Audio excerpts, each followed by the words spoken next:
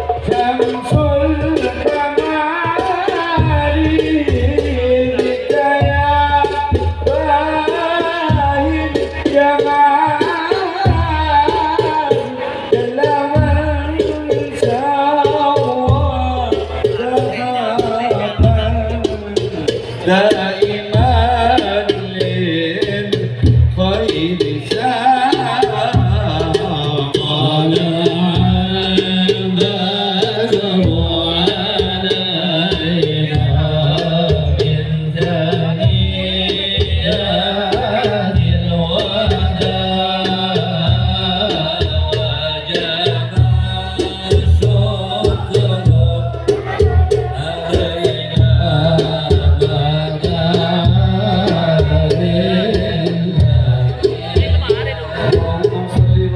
وبارك عليه وعلى آله فتنزل العرش وخرب المسجد إن شاء الله.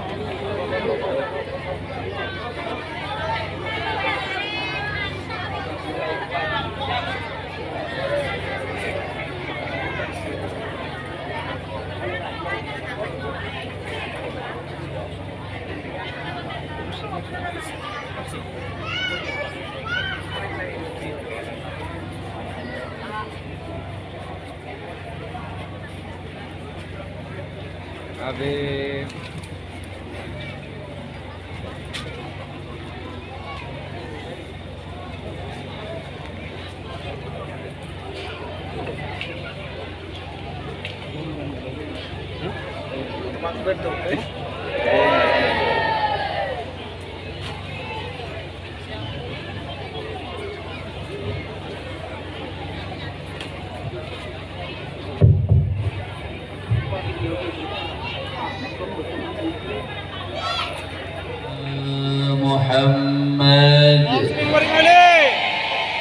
الفاتح لما أغلق والخاتم لما سبق ناصر الحق بالحق والهادي إلى الصراط المستقيم وعلى آله وصحبه حق قدره ومقداره العظيم يا فتاح يا عليم. أما بعد. Para alim ulama, para asatid, para habaib, para kiai, para sesepuh, para tokoh masyarakat, wabil khusus hadir di tengah-tengah kita pengasuh pondok pesantren Asatinul Ilmi, guru kita bersama Al-Muhtaram wal Mukarram Kiai Haji Muhammad Hasan.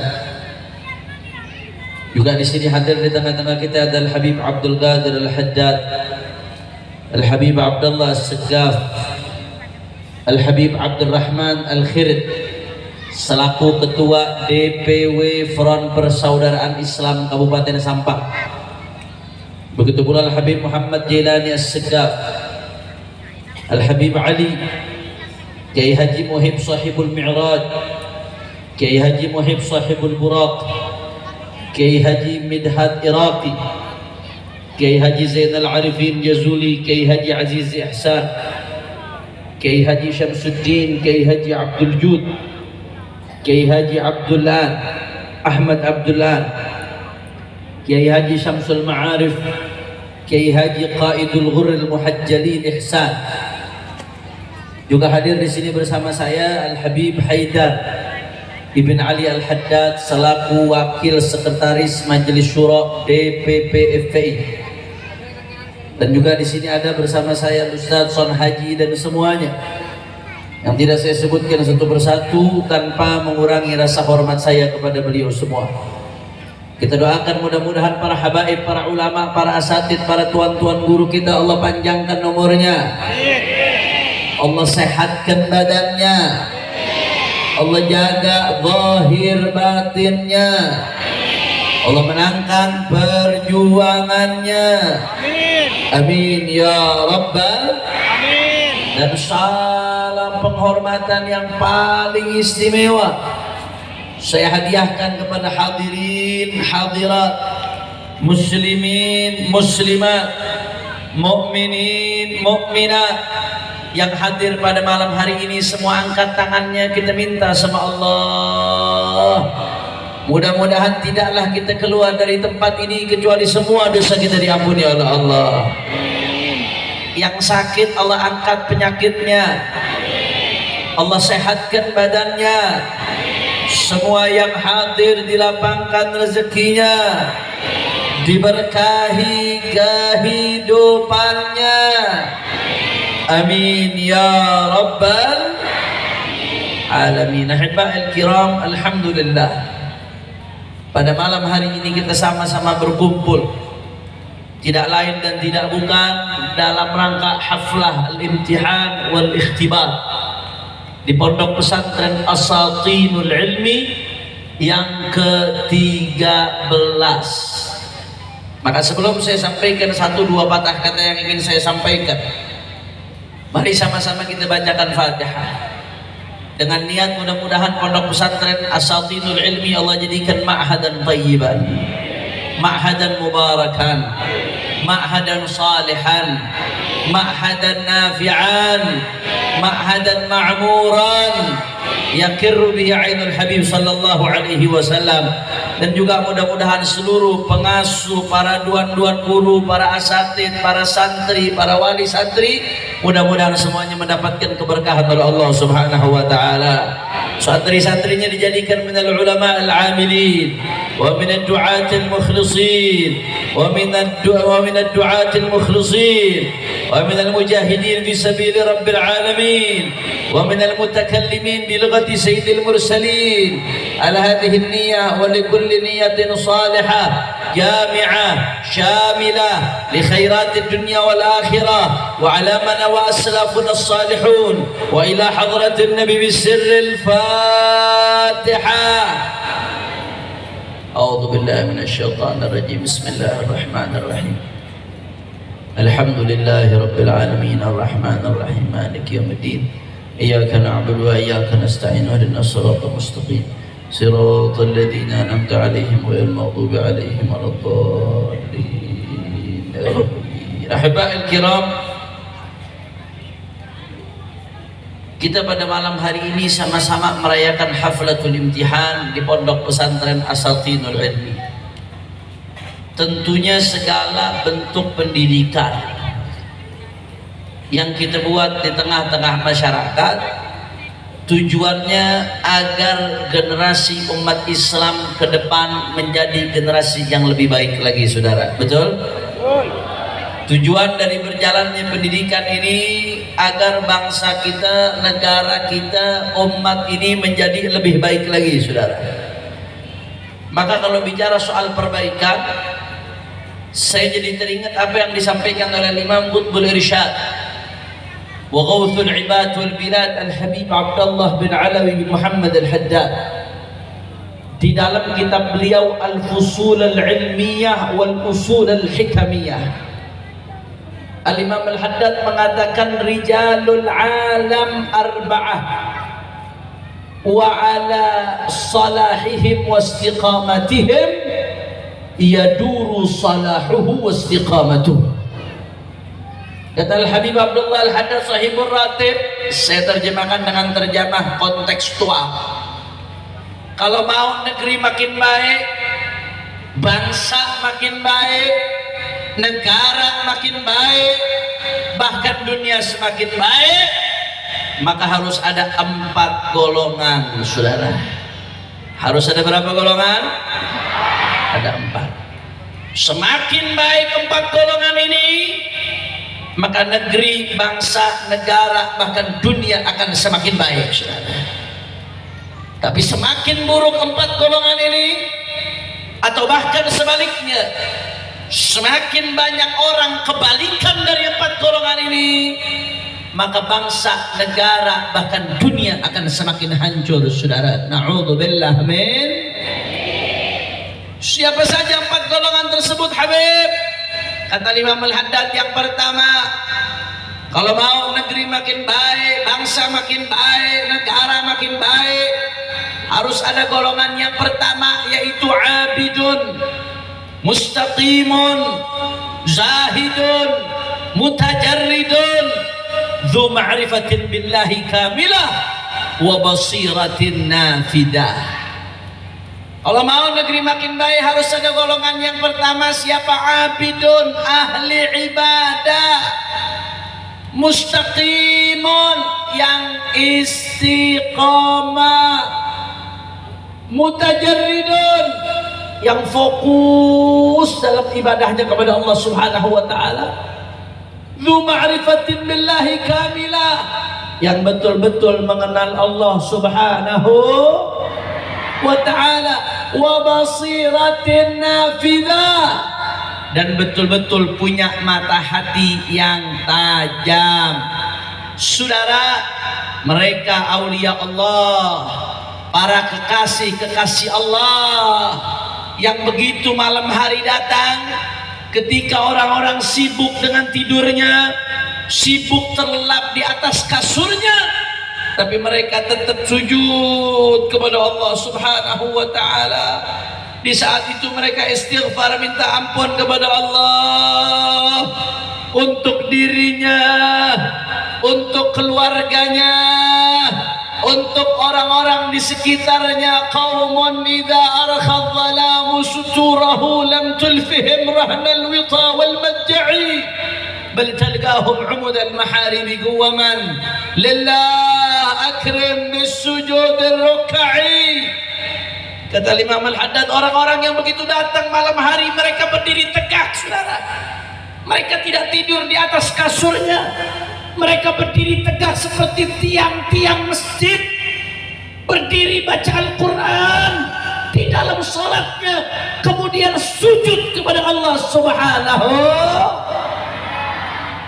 Mereka, Pak Bu, para kekasih Allah yang seperti itu, yang dikatakan laulahumu bainal anami ladugdikat jibalun wa ardun lirtikabil khati'ati.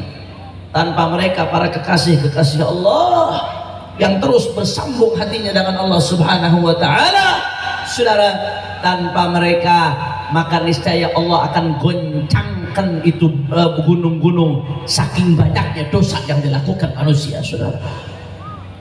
Makanya luar biasa, semakin banyak ahli sujud, semakin banyak ahli ibadah di satu negeri, makin berkah negeri tersebut.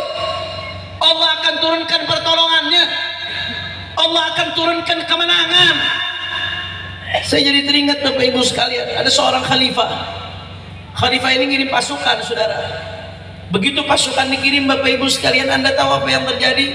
Khalifah secara hitung-hitungan menghitung pasukan ini sebentaran menang, karena pasukannya jumlahnya besar, pasukannya kuat. Sedangkan musuhnya nggak seberapa kuat. Secara hitam di atas putih pasukan ini harusnya menang, saudara.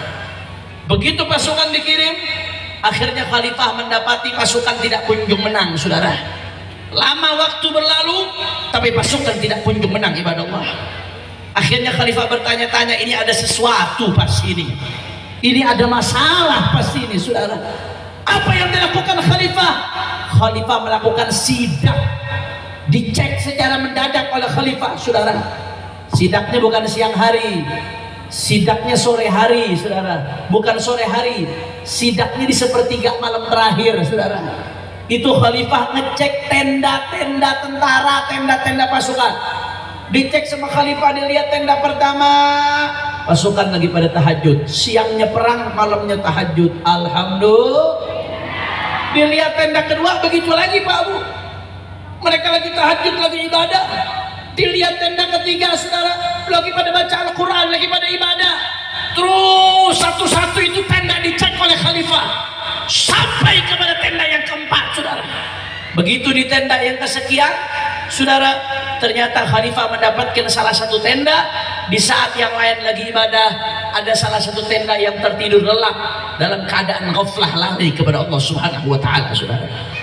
Begitu Khalifah lihat tenda yang pasukan sedang tidur di dalamnya, apa kata Khalifah? Oh, ini dia nih penyebabnya nih. Ini dia penyebab pertolongan dari Allah nggak kunjung datang. Ketika yang lain sedang ibadah, ada yang lalai. Kelalaian ini menyebabkan tertundanya datang kemenangan dari Allah Subhanahu wa Ta'ala. Akhirnya dibangunkan sama Khalifah itu pasukan yang dalam tenda tersebut, disuruh tahajud, diperiksa beberapa hari ke depan ibadahnya, saudara. Nggak lama kemudian, begitu mereka kembali istiqamah, langsung datang kemenangan dari Allah Subhanahu.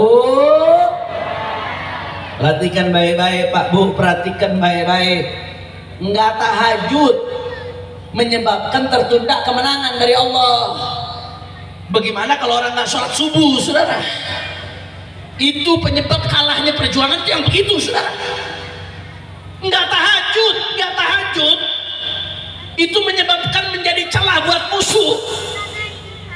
Bagaimana kalau berjuang tapi tetap siap? Makanya saya kadang-kadang, saudara, saya nasihati berbagai kawan-kawan, semangat dalam perjuangan harus, semangat dalam perjuangan perlu. Kita harus meneriakkan takbir dalam perjuangan agar Allah Maha Besar tertancap di dalam hati kita, saudara. Tapi modal semangat saja tidak cukup, harus dibarengi dengan kekhusyuan, ittisal billah, harus dibarengi dengan hati yang bersambung kepada Allah Subhanahu wa Ta'ala, saudara. Karena kemenangan kita bukan karena keberanian kita, kemenangan kita bukan karena jumlah kita yang banyak, kemenangan kita bukan karena hebatnya senjata kita, tapi kemenangan kita anugerah dari Allah. Takbir, takbir. Jawab yang kompak semuanya. Siapa yang berikan kita kemenangan? Kurang keras, kurang semangat. Siapa yang berikan kita kemenangan? Orang gampang ini lemes-lemes. Siapa yang berikan kita kemenangan? Siapa yang berikan kita kemenangan? Siapa yang berikan kita kejayaan? Siapa yang berikan kita keberuntungan? Siapa yang berikan kita keberkahan? Siap patuh kepada Allah, siap jauhi larangan Allah. Takbir. Shallu ala nabi. Dan yang seperti ini, saudara, abidun mustaqimun, ini dicetak di pondok-pondok pesantren, saudara. Pesantren bukan hanya mencetak ulama, tapi pondok pesantren juga berusaha mencetak abidun mustaqimun, dzu ma'rifatin billah. Pesantren berusaha mencetak santri-santri yang tahajud, yang sholat berjamaah, yang baca wirid, yang istiqamah zikir untuk menjadi para kekasihnya Allah Subhanahu. Makanya beruntung yang memondokkan anaknya di pesantren. Insya Allah mudah-mudahan anaknya jadi orang soleh, insya Allah. Amin ya rabbal. Itu yang pertama. Kira-kira jelas atau tidak? Jadi yang pertama, kalau mau negeri kita baik harus banyak ahli ibadah yang istiqamah. Semakin banyak ahli ibadah yang istiqamah, semakin turun keberkahan dari Allah Subhanahu. Yang kedua, saudara. Yang kedua, bukan nomor 2 ya. Yang kedua, saudara. Kalau mau negeri kita makin baik, kata Imam Al-Haddad, harus banyak alimun bisyar'i, rasikhul qadami fil kitabi was sunnah, ya'malu bi'ilmihi wa ya'allimun nasa wa yansahuhum wa ya'muru bil ma'ruf wa yanha 'anil munkar wa la yujahidu fid din wa la yakhafu fillahi laumata laim. Maka yang kedua, kalau mau negeri kita makin baik, kata Imam Al-Haddad, harus ada ulama-ulama. Tapi ulama bukan sekedar ulama rasikhul qadami fil kitabi was sunnah, betul-betul paham syariat, betul-betul paham Al-Quran dan sunnahnya baginda Nabi besar Muhammad sallallahu alaihi wasallam. Nah, sampai di situ saudara, bukan sekedar paham saja, wa ya'malu bi'ilmi, tapi ngamalkan ilmunya. Sebab kalau sekedar paham ilmu, sekedar pintar saja, iblis itu pintar. Nggak ada yang pintarnya ngalahin iblis. Tapi kenapa iblis terkutuk? Karena nggak ngamalkan ilmunya, saudara. Betul atau tidak? Maka ulama yang kita harapkan ya'malu bi'ilmi, yang mengamalkan ilmunya. Wa yu'allimun nas, dan ilmunya diajarkan ke orang lain. Wa yansahuhum, dan dipakai untuk menasihati orang. Dan nggak sampai di situ, saudara. Ini yang penting nih, yang terpenting nih. Wa ya'muru bil ma'ruf wa yanha 'anil munkar. Kita butuh ulama-ulama yang betul-betul menegakkan amar ma'ruf nahi munkar, yang betul-betul menyampaikan yang hak itu hak, yang batil itu batil, yang benar itu benar, yang salah itu salah, yang lurus itu lurus, yang bengkok itu bengkok. La yudahidu fid din, kata Imam Al-Haddad, tidak mencilah dalam urusan agama, tidak berubah-berubah prinsipnya. Wala yakhafu fillahi laumata laim, dan kalau sudah menyampaikan syariat Allah, tidak peduli mau dicaci, mau dimaki, mau dihina, mau dibunuh, mau dipenjara, mau difitnah sekalipun, tidak akan pernah mundur sampai tetes darah penghabisan, saudara. Allahu Akbar, Allahu Akbar. Saya mau tanya, jawab yang jujur, reng mencura. Ulama yang tegas seperti itu, tantangan cobaannya berat atau tidak? Berat atau tidak? Berat, saudara. Nggak main-main tantangannya, di penjara, difitnah, dihina, dicaci, dimaki. Bahkan Allah Ta'ala dalam Al-Quran ketika perintahkan untuk amar ma'ruf nahi munkar, apa kata Allah? Wasbir ala ma asabak. Allah katakan kalau kamu amar ma'ruf nahi munkar, sabar, kata Allah Ta'ala, akan apa yang akan menimpamu. Seolah-olah Allah ngasih isyarat kepada kita, kamu kalau sudah menyampaikan amar ma'ruf nahi munkar, menyampaikan kebenaran, akan ada banyak hawa nafsu yang bertentangan. Hawa nafsu yang bertentangan itu tidak akan terima, saudara. Ini bukan soal lembut atau keras, ini bukan soal tegas atau santun, bukan. Ini soal hawa nafsu yang gak akan terima ketika diluruskan kemunkarannya.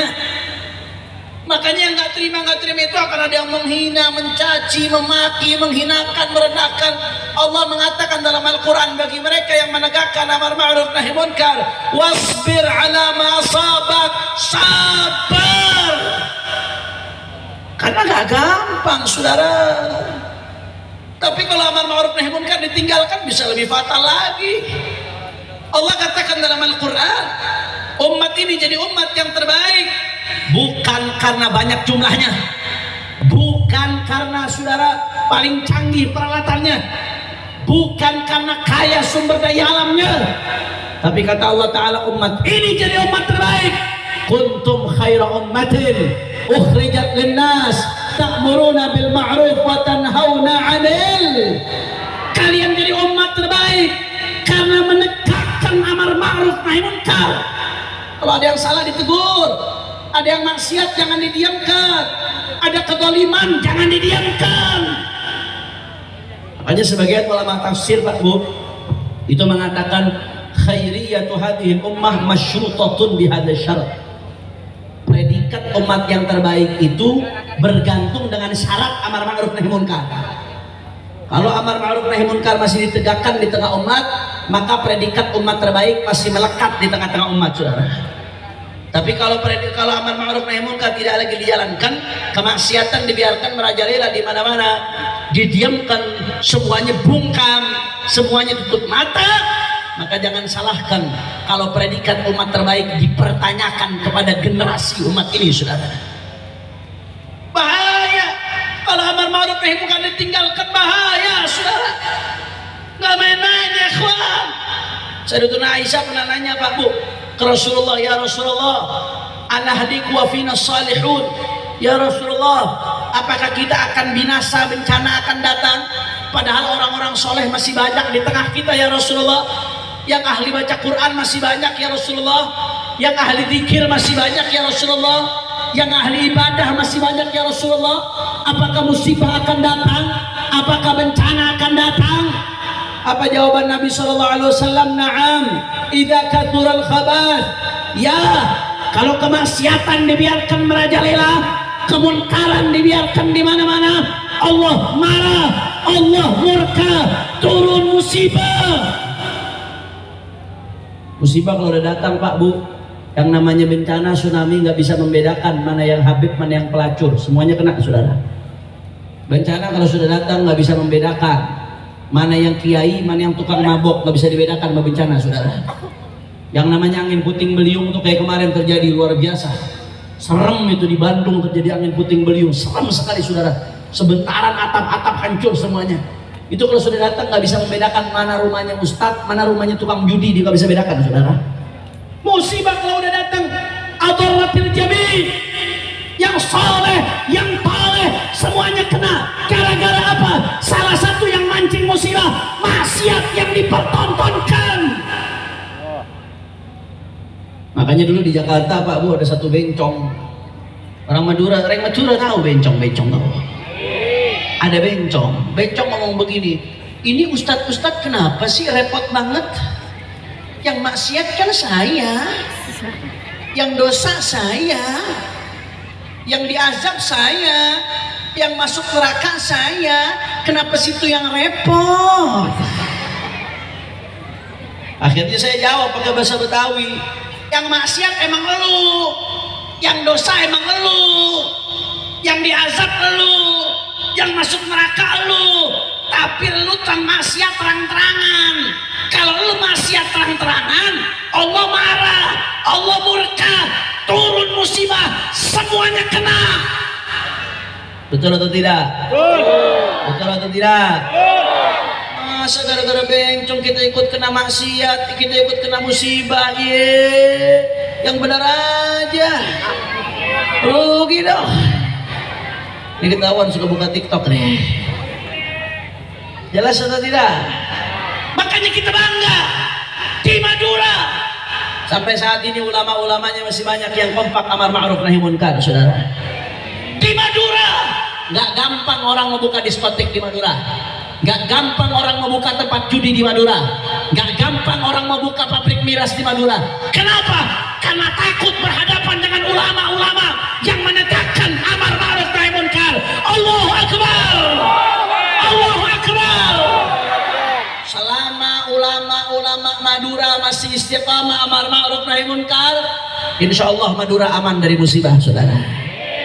Tapi kalau sudah nggak ada yang amar ma'ruf nahi munkar, itu yang membahayakan. Makanya Imam Haddad mengatakan semakin baik, kalau mau negeri makin baik, harus makin banyak ulama yang menegakkan amar ma'ruf nahi munkar. Semakin banyak yang menegakkan amar ma'ruf nahi munkar, berarti yang ma'ruf, yang baik akan semakin banyak, yang munkar akan semakin sedikit. Kalau yang munkar akan semakin sedikit, berarti kebaikan umat makin besar. Itulah kebaikan negara sesungguhnya, saudara. Makanya kita doakan ulama-ulama Madura yang istiqamah menegakkan amar ma'ruf nahi munkar, dan dikasih panjang umur oleh Allah Ta'ala, sehat walafiat oleh Allah Subhanahu wa Ta'ala. Mudah-mudahan Madura selalu dijaga dari kemaksiatan. Madura dijaga dari kemunkaran. Mudah-mudahan Madura dijaga dari minuman keras.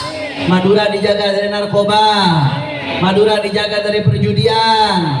Madura dijaga dari pelacuran. Madura dijaga dari aliran sesat. Amin ya Rabbal. Makanya saya mau tanya, jawab yang kompak semuanya. Masyarakat Madura siap ikut ulama yang istiqamah? Siap berjuang bersama para kiai, siap berjuang bersama para lora, siap bersama mereka tegakkan amar ma'ruf nahi munkar, siap jaga Madura dari kemaksiatan. Semua sampang angkat tangannya. Allahu Akbar, Allahu Akbar, Allahu Akbar. Sallu ala Nabi. Dan mudah-mudahan Pondok Pesantren Asatinul Ilmi bisa melahirkan ulama-ulama yang tegas menegakkan amar ma'ruf nahi munkar. Amin ya Rabbal. Kira-kira jelas atau tidak? Jadi tadi yang pertama, kalau mau negeri kita semakin baik, yang pertama harus banyak ahli ibadah yang istiqamah. Yang kedua harus banyak ulama yang menegakkan amar ma'ruf nahi munkar. Coba ulangin lagi yang saya sebutkan biar semuanya hafal keluar dari sini. Jadi kalau mau negeri makin baik, kata Imam Haddad, yang pertama harus banyak apa? Ahli ibadah yang istiqomah. Yang kedua harus banyak ulama yang menegakkan.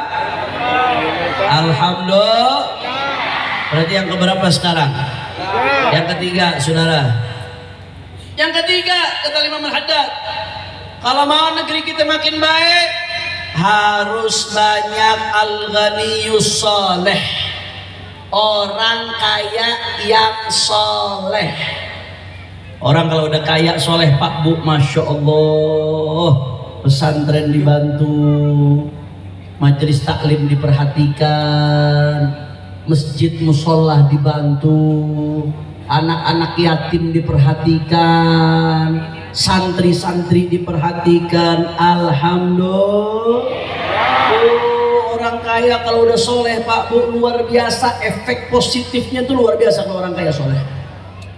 Makanya dunia ini, Pak Bu, dunia itu mal'unah, dunia itu terlaknat. Dalam riwayat lain disebutkan dunia kal jifah, dunia itu seperti bangkai, saudara. Cuma orang gila yang berebut bangkai.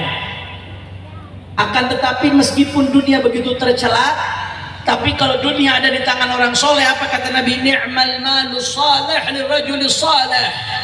Sebaik-baiknya harta yang baik kalau berada di tangan orang soleh. Oh, orang soleh udah kaya luar biasa, saudara. Makanya saya mau doakan, angkat tangan semuanya. Mudah-mudahan semua yang ada di sini jadi orang kaya. Bukan orang kaya baru kencang aminnya loh. Mudah-mudahan semua yang di sini jadi orang kaya, yang soleh. Mudah-mudahan semua keturunan-keturunan kita jadi orang kaya yang soleh, yang bermanfaat buat umat. Amin ya Rabbal. Makanya saya mau kasih amalan supaya rezeki lancar. Mau nggak? Mau? Udah malam tapi ini.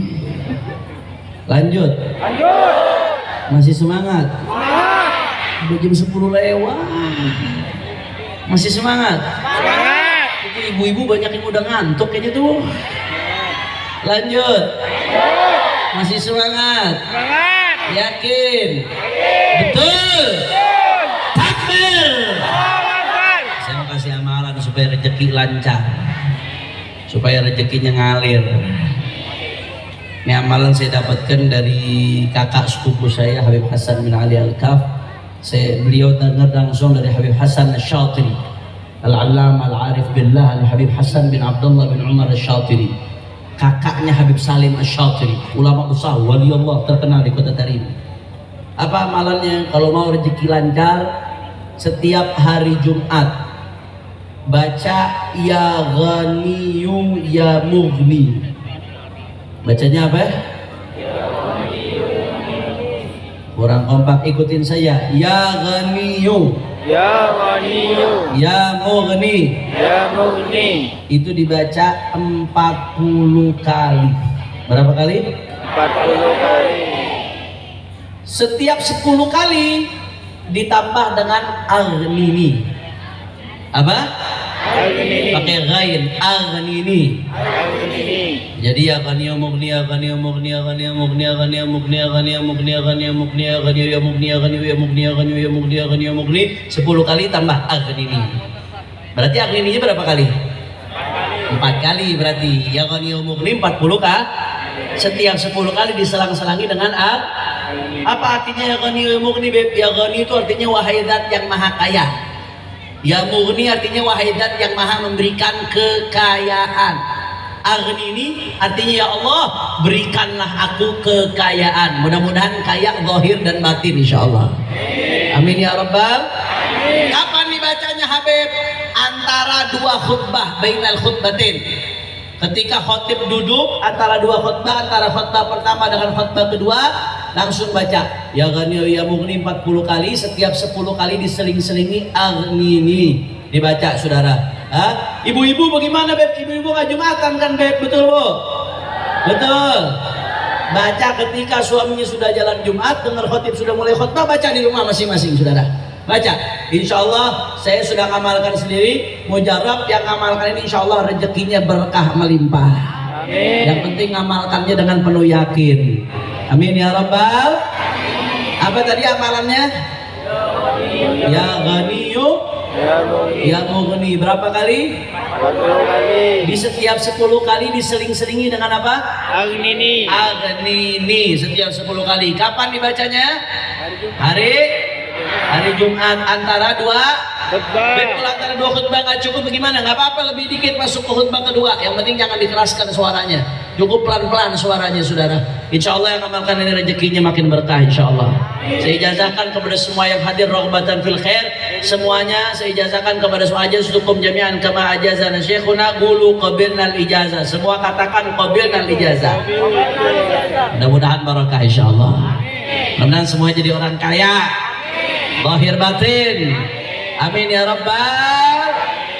Kalau orang kaya soleh Pak Bu luar biasa. Orang kaya kalau soleh luar biasa efek positifnya. Kata Imam Al-Haddad sebaliknya. Kalau orang kaya zalim, masya Allah,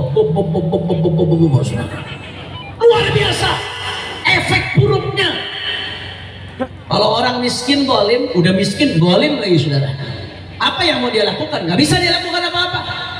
Tapi kalau orang kaya zalim, pejabat bisa dibeli, habib bisa dibeli, kiai bisa dibeli, ulamanya bisa dibeli, semuanya bisa dibeli.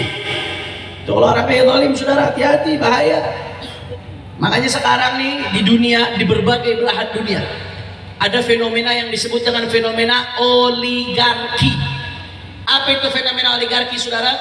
Fenomena oligarki ini merupakan sekelop ayah yang berhasil menguasai negara padahal mereka bukan pejabat.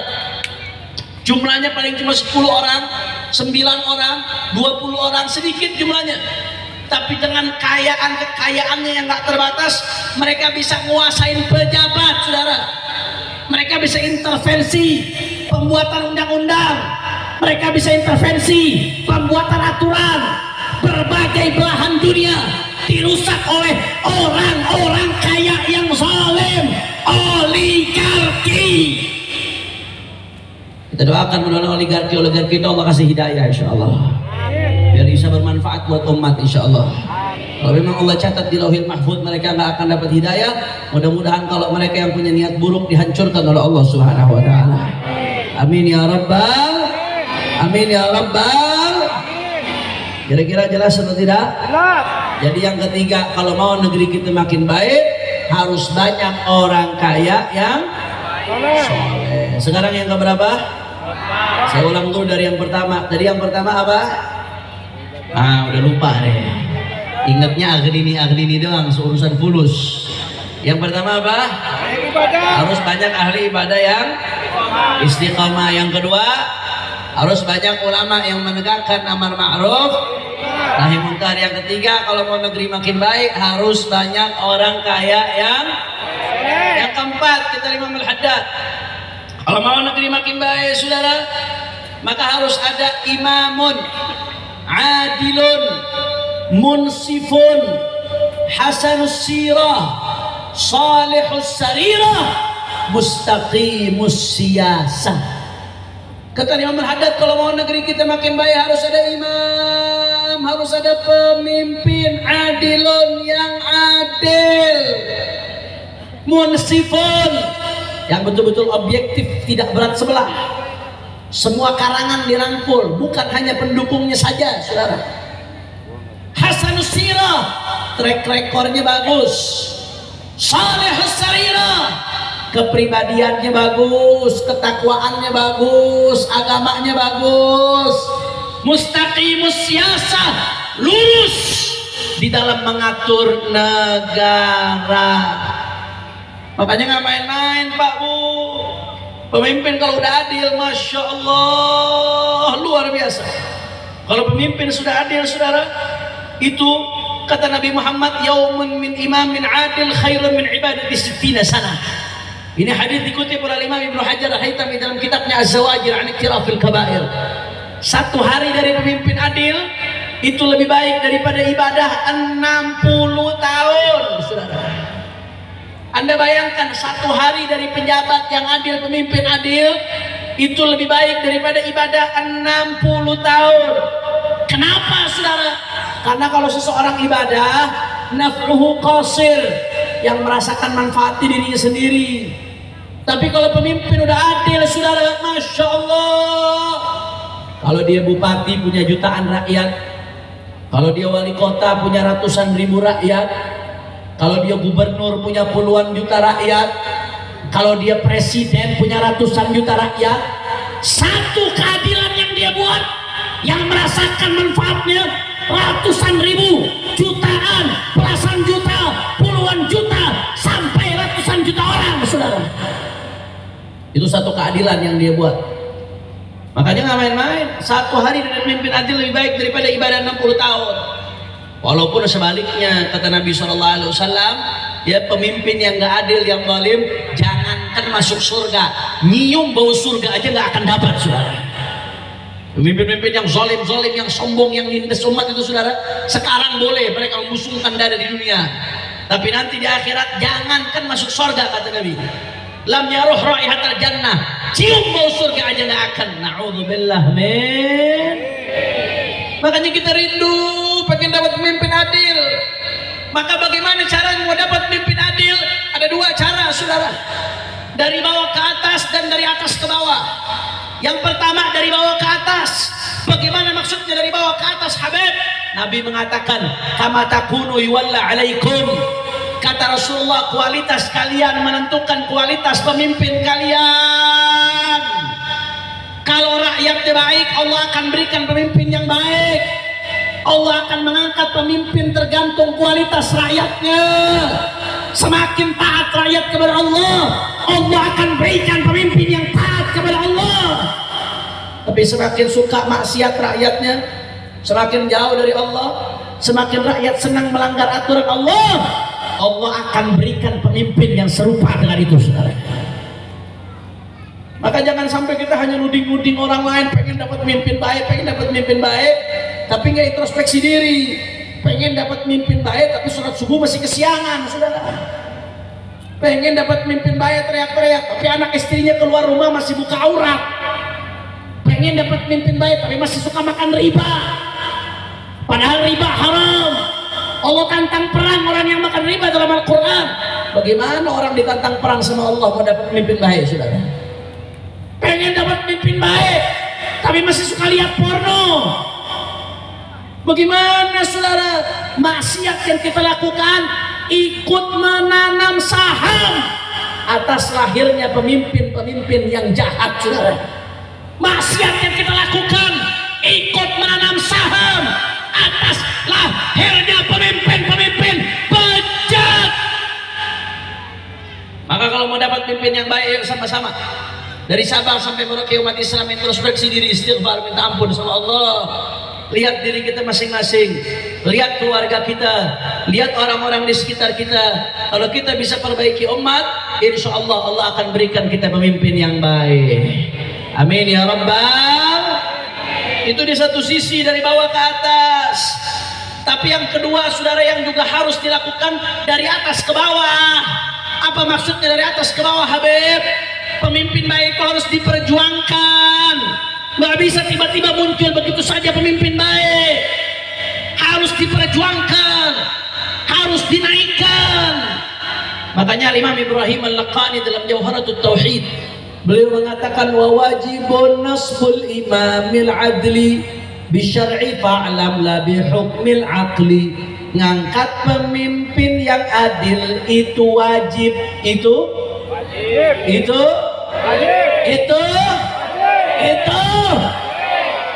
wajib. Maka kewajiban kita sebagai muslim, kalau milih pemimpin tanggung jawab besar di hadapan Allah Subhanahu wa taala, saudara. Kalau nggak ada umat Islam yang memperjuangkan ngangkat pemimpin yang baik, dosa rame-rame, saudara. Maka umat Islam kalau milih pemimpin, milih pejabat, harus dipertimbangkan ketakwaannya kepada Allah. Harus dipertimbangkan, saudara, keimanannya kepada Allah. Jangan asal milih yang fasik, yang suka maksiat. Orang yang fasik, Allah saja yang menciptakan dia dikhianati, apalagi rakyat, saudara. Orang yang fasik, yang suka maksiat, aturan Allah aja diinjak-injak, apalagi rakyat, saudara. Haram kita milih pemimpin yang fasik.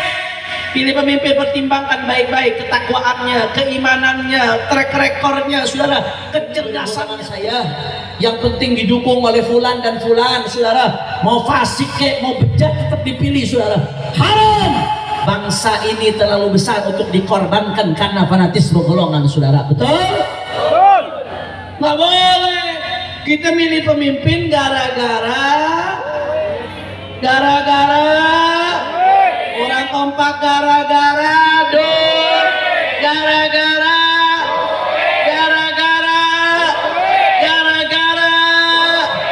jawab yang jujur. Kemarin pemilu nih, baru berapa saat lalu pemilu, banyak gak yang nebar duit sana sini? Banyak gak yang nebar duit sana sini? Serangan fajar, serangan zuhur, serangan asar, serangan maghrib, serangan isya, sampai serangan tahajud ada, saudara. Serangan, hati-hati, saudara. Saya kadang nggak habis pikir, ada orang muslim ngaku cinta NKRI, tahu-tahu milih pemimpin berdasarkan duit 200.000, saudara. 200.000 buat 5 tahun, sorry murah banget harga dirinya. Anda bayangkan 200.000 dibagi 5 tahun, itu satu harinya berapa itu, saudara? Nggak sampai 500 rupiah. Harga diri Anda sehari nggak sampai 500 rupiah. Buat beli rokok satu batang aja nggak cukup, saudara. Anda rela jual bangsa Anda demi uang segitu? Padahal Nabi Muhammad udah ancam. Apa kata Rasulullah dalam hadis riwayat Sahih Al-Bukhari? Salasun la yukallimuhumullah yawmal qiyamah wa la yuzakkihim wa lahum adzabun alim.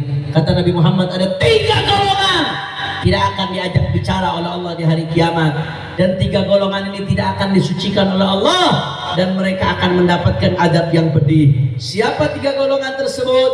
Yang pertama, salah satu di antaranya kata Nabi, rajulun baya'a imaman lam yubayi'hu illa li dunyah fa in a'tahu ma yurid waffalahu fa in lam yu'tih lam yuwaffilahu. Hadzal hadis sahih rawahu Al-Bukhari, saudara. Di antara yang diancam oleh Nabi tidak akan diajak bicara, tidak akan mendapatkan persucian dari Nabi, saudara, salah satunya adalah rajulun baya'a imaman, seseorang yang membaiat imam. baiat ini bahasa fikih, bahasa syariat. Kalau dalam konteks demokrasi, takyif fikihnya, baiat itu yang milih sekarang, saudara. Nyoblos itu jadi baiat Anda saat ini, saudara. Seseorang yang membaiat imam, yang milih pemimpin, dia tidak memilih pemimpin kecuali gara-gara wani piro. Banyakkah yang seperti itu? Banyakkah yang seperti itu? Diancam sama Nabi, hati-hati saudara. Ini pesan bukan cuma buat rakyat umum, termasuk buat habib-habibnya, termasuk buat kiai-kiainya, buat ustadz-ustadznya.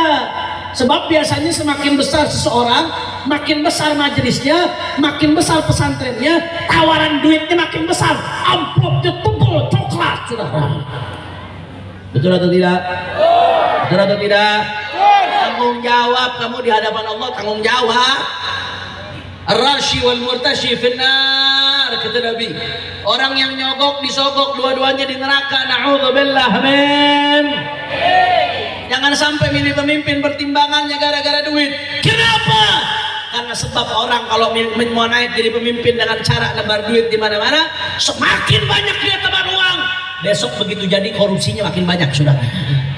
Semakin banyak nih mau jadi anggota DPRD, mau jadi anggota DPR, mau jadi presiden, mau jadi gubernur, mau jadi apapun, semakin banyak mengeluarkan uang, semakin banyak sogok sana sogok sini. Besok begitu jadi korupsinya makin banyak. Kenapa? Karena yang dipikirkan balik modal. Betul atau tidak?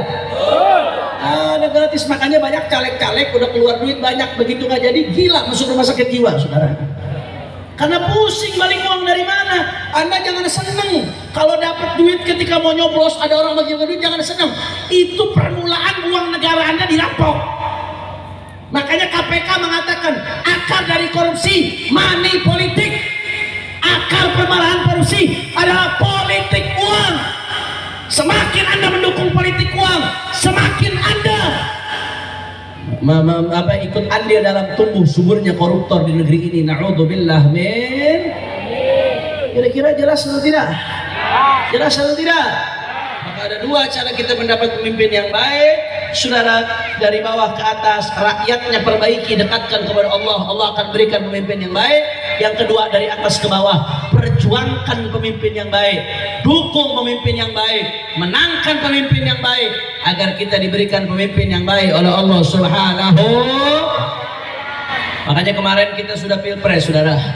Kita bersama ulama-ulama kita khususnya di Madura sudah berjuang untuk ikut hasil ijtima ulama. Alhamdulillah. Andai kata pemilu dijalankan dengan jujur dan adil, apapun hasilnya pasti akan kita terima. Betul atau tidak? Betul. Tapi permasalahannya kita lihat saat ini ada indikasi-indikasi kecurangan, saudara. Betul? Betul? Hati-hati. Kadang-kadang sekarang tokoh-tokoh di mana-mana teriaknya pemilu damai, pemilu damai, pemilu damai.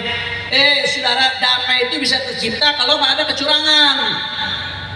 Makanya di undang-undang dasar kita bukan pemilu damai ditulisnya, pemilu jurdil, luber jurdil, jujur dan adil, saudara. Itu tertulis di undang-undang dasar kita, pemilu jujur dan adil. Kenapa para pendiri bangsa kita menulisnya jujur dan adil? Kenapa yang ditulis bukan pemilu damai? Karena para pendiri bangsa kita sadar kalau pemilu jujur dan adil itu pasti damai, saudara.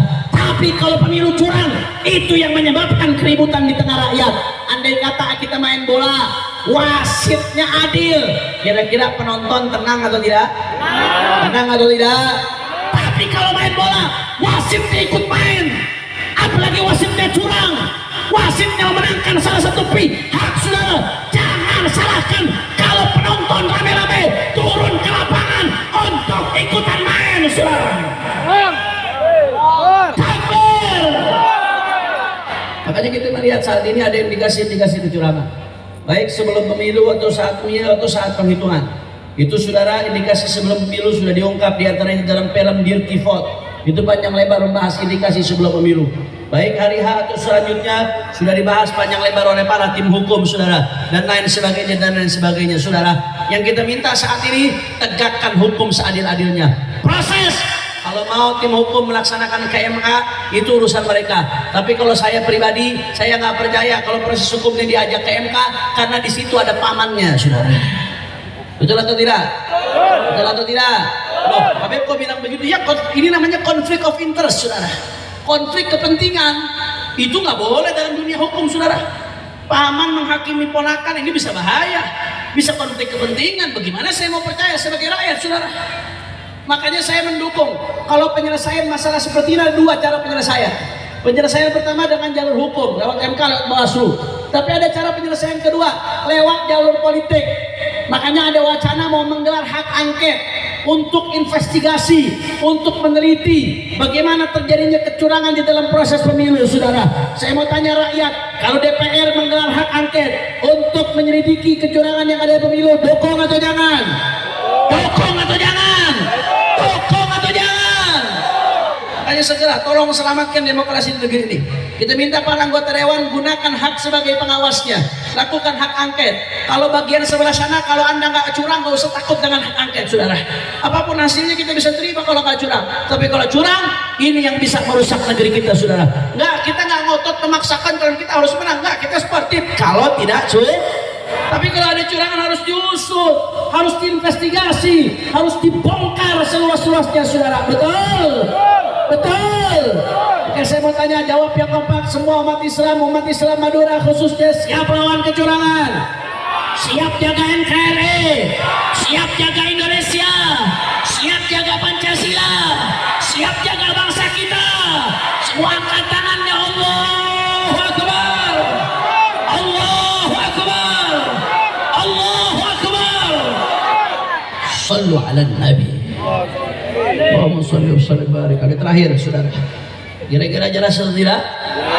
Jadi tadi kalau mau negeri kita baik harus ada berapa golongan? Orang kompak semuanya ikuti saya, ada berapa golongan? Saya sengaja suka ngulang-ngulang gini supaya kalau saya nggak pengen saya keluar dari ceramah orang nggak bawa apa-apa ke rumah, saudara. Saya pengen selesai saya ceramah ada ilmu yang dibawa pulang ke rumah, ada yang dihafal untuk jadi bekal seumur hidup kita, wawasan untuk diamalkan sendiri atau untuk memandang permasalahan yang ada di bangsa dan negara, saudara. Nah, semuanya jawab kompak. Ada berapa semuanya? Kalau mau negeri kita aman, makin baik, makin tentram, makin berkah, harus ada empat golongan. Yang pertama harus banyak ahli ibadah yang yang kedua harus ada ulama yang menegakkan amar ma'ruf, harus banyak yang seperti ini, saudara. Yang ketiga harus banyak orang kaya yang keempat harus ada pemimpin yang Mudah-mudahan saudara Allah perbanyak empat golongan di negeri kita. Mudah-mudahan Allah perbanyak empat golongan ini fi buldanil muslimin, di negaranya orang-orang Islam. Mudah-mudahan saudara kita semua Allah golongkan ke salah satu dari empat golongan ini, saudara. Jadi orang-orang yang baik, yang bermanfaat untuk nusa bangsa dan negara. Ala hadhihi niyyah wa likulli niyatin salihah bi sirril Fatihah. A'udzu billahi minasyaitonir rajim. Bismillahirrahmanirrahim. Alhamdulillahirabbil alamin arrahmanir rahim maliki yaumiddin. Iyyaka na'budu wa iyyaka nasta'in ihdinas siratal mustaqim siratal ladzina an'amta 'alaihim ghairil maghdubi 'alaihim waladdallin. Amin. Ayo sama-sama kita baca sholawat. Setelah ini kita niatkan mudah-mudahan dengan keberkahan sholawat yang punya hajat Allah kabul hajatnya. Yang sakit Allah angkat penyakitnya, Allah sehatkan badannya. Semua yang hadir dilapangkan rezekinya, diberkahi kehidupannya. Amin ya rabbal, amin ya rabbal, amin ya rabbal. Dan jangan lupa juga, saudara, bahkan mereka meninggal dunia sebagian karena kelaparan, saudara. Jadi anak-anak kecil di Gaza bagian utara Shimalul Gaza sekarang banyak di antara mereka yang harus meninggal dunia karena kelaparan, saudara. Mereka meninggal dunia karena kelaparan, udah nggak bisa minum, nggak dapat minum, nggak dapat makan di Gaza bagian utara khususnya, sampai mereka meninggal dunia karena kelaparan. Kemudian di Gaza bagian selatan yang berbatasan dengan Mesir saat ini perlahan mulai diserang oleh Yahudi Zionis Israel, padahal di situ banyak pemukiman warga, saudara. Maka kita doakan mudah-mudahan bibarakati suratul Fatihah dan barakat da'awatul muslimin, berkat doa-doanya umat Islam, mudah-mudahan saudara-saudara kita di Gaza diberikan kemenangan oleh Allah, diberikan kemenangan oleh Allah, diberikan kemenangan oleh Allah. Dan kita doakan juga mudah-mudahan saudara-saudara kita di Yaman yang saat ini diserang oleh Amerika dan Inggris. Yaman diserang oleh Amerika dan Inggris karena Yaman membela Gaza, saudara. Yaman menembaki kapal-kapal Israel yang lewat Laut Merah. Sama Yaman ada yang disita, ada yang diambil, ada yang ditembak. Alhamdulillah, sebagai balasan atas apa yang dilakukan Israel kepada Gaza. Akhirnya apa yang terjadi? Amerika Inggris marah. Amerika Inggris saat ini menyerang Yaman, saudara. Padahal giliran anak-anak kecil di Gaza dibunuhi, Amerika Inggris nggak marah. Kapal ditembak, disita, baru marah Amerika Inggris, saudara. Bagi Amerika Inggris kapal itu lebih berharga daripada nyawanya anak-anak, saudara. Na'udzubillah min. Inilah mukanya baratnya seperti ini, yang ngaku toleransi, ngaku HAM, paling HAM, padahal mereka teroris sesungguhnya, saudara. Amerika, Inggris, Israel yang membiarkan pembantaian di Gaza, inilah wajah teroris sesungguhnya. Betul atau tidak? Jangan umat Islam yang dituduh teroris. Umat Islam dikit-dikit tuduh teroris, dikit-dikit tuduh teroris. Negara Islam senjatanya mau berkembang dikit dituduh macam-macam, saudara. Giliran mereka membiarkan pembantaian seperti ini, dituduh mereka seenak-enaknya, saudara. Padahal mereka teroris sesungguhnya. Maka kita doakan Yaman yang saat ini sedang diserang oleh Amerika dan Inggris, mudah-mudahan juga diberikan kemenangan oleh Allah sesuai dengan doanya Rasulullah. Palestina itu Syam, Yaman itu adalah Yaman. Rasulullah doa, Allahumma barik lana fi yamanina wa syamina, Allahumma barik lana fi yamanina wa syamina, Allahumma barik lana fi yamanina wa syamina wa fi najdina ya Rasulullah. Apa kata Nabi? Min hayatul agarnu syaitan. Panjang kalau kita mau jelaskan hadis ini, saudara. Mudah-mudahan juga Israel beserta sekutu-sekutunya dihancurkan oleh Allah Subhanahu wa taala. Dihancurkan oleh Allah. Israel dan sekutunya dihancurkan oleh Allah. Amin ya Rabbal. Amin ya Rabbal. Ayo sama-sama semuanya keluarkan suara, kita baca sholawat. Siap goncangkan sampang dengan sholawat? Kurang semangat, kurang lemas. Sampang suaranya mana? Siap goncangkan sampang dengan sholawat? Siap goncangkan sampang dengan sholawat? Allahumma sholli ala Muhammad, Allahumma sholli ala Muhammad, udhkur salat ala nabi. Ayo sama-sama semuanya, semua suaranya keluarkan semua. Salatullah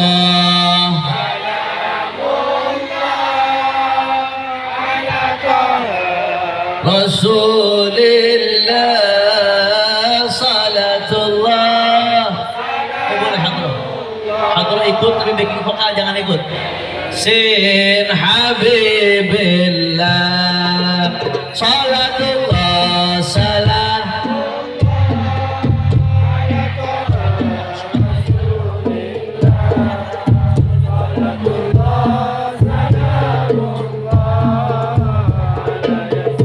Angkat tangannya, semua angkat tangannya. Tawassalna bi bismillah wa bil hadi.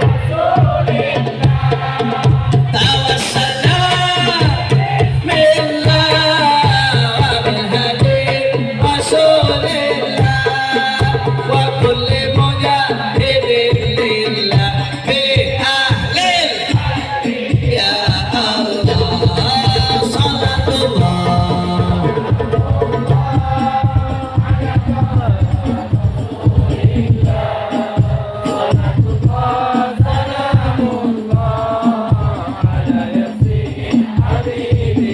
Semuanya. Allahumma barik lana fi Rajab wa Sya'ban. Semuanya. Allahumma barik lana fi Rajab wa Sya'ban wa ballghna Ramadhan bi ahlil ya Allah, salatullah.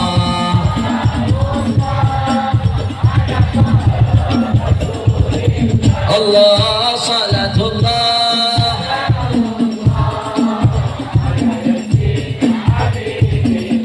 Allahumma salli ala Mustafa Sayyidil Mursalin wa ala alihi wa sahbihi ajma'in wa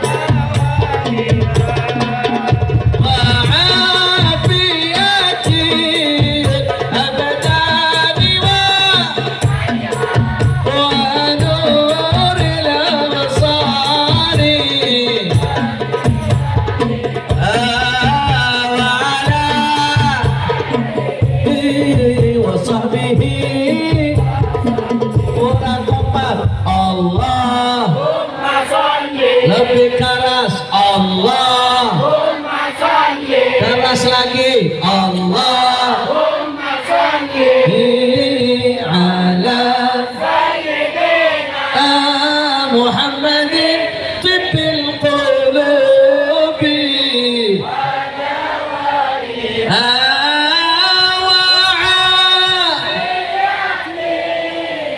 أبداني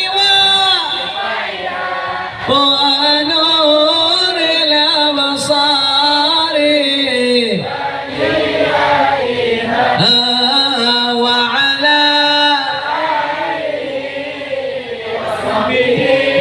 وسلم. Terakhir semuanya. Allah, ya Allah, yang sembuh, yang sakit sembuhkan ya Allah, penyakit lahir, penyakit batin ya Allah, yang sedih bahagiakan hatinya ya Allah, yang masih suka maksiat jauhkan dari maksiat ya Allah, siapkan hati kami untuk menyambut Ramadan ya Allah. Wa nuril absari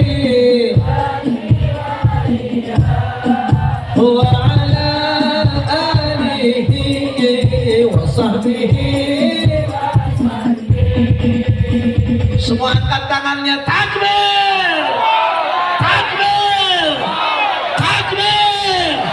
Sampang siap bersatu, siap rapatkan barisan, siap bela Allah, siap bela Nabi, siap bela Islam, siap jaga NKRI, siap kawal pemimpin yang baik. Allahu Akbar. Sallu ala Nabi. Allahumma salli ala Muhammad. Allahumma salli ala Muhammad. Allahumma ij'al jam'ana hadha jam'an marhuma wa tafarruqana min ba'dihi tafarruqan ma'suma wa la taj'al ahadan fina wa la minna wa la ma'ana shaqiyan wa la mahruma. Allahumma ahdina bihudak waj'alna mimman yusari'u fi ridhak wa la tuwallina waliyan siwak wa la taj'alna mimman khalafa amraka wa 'asak. واغفر لنا ولوالدينا ولأولادنا ولأحبابنا ولمشايخنا hajat. Semua angkat tangan, tundukkan kepala, semua dalam hati minta semua hajatnya dalam hati. Insya Allah Allah kabulkan semua hajat berkat Nabi Muhammad.